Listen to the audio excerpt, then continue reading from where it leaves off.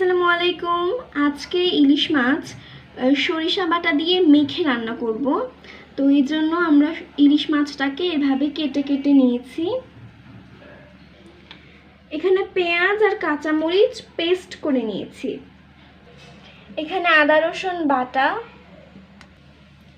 এখানে সরিষা ভালোভাবে পেস্ট করে তারপরে ছেঁকে নিয়েছি। প্রথমে স্বাদ মতো লবণ দিয়ে দিচ্ছি, এরপর হলুদ দিয়ে দিচ্ছি,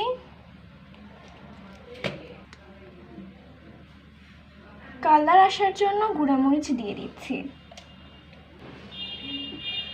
জিরা গুঁড়া দিয়ে দিচ্ছি, পেস্ট করে রাখা আদা রসুন দিয়ে দিচ্ছি,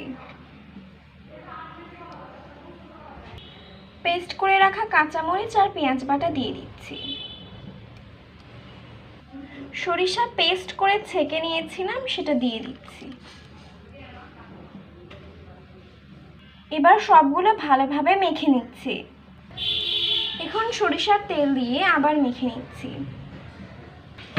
সরিষার তেল দিয়ে মাখানো হয়ে গেছে, এখন চুলায় দেওয়ার জন্য মাছগুলো রেডি।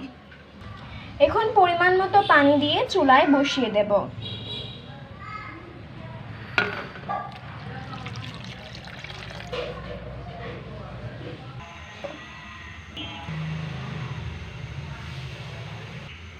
এখন 15 থেকে 20 মিনিট অপেক্ষা করব, কারণ ইলিশ মাছ বেশিক্ষণ রান্না করতে হয় না, তাড়াতাড়ি রান্না হয়ে যায়। তৈরি হয়ে গেল আমাদের আজকের রান্না। সবাই জানাবেন কেমন লাগছে।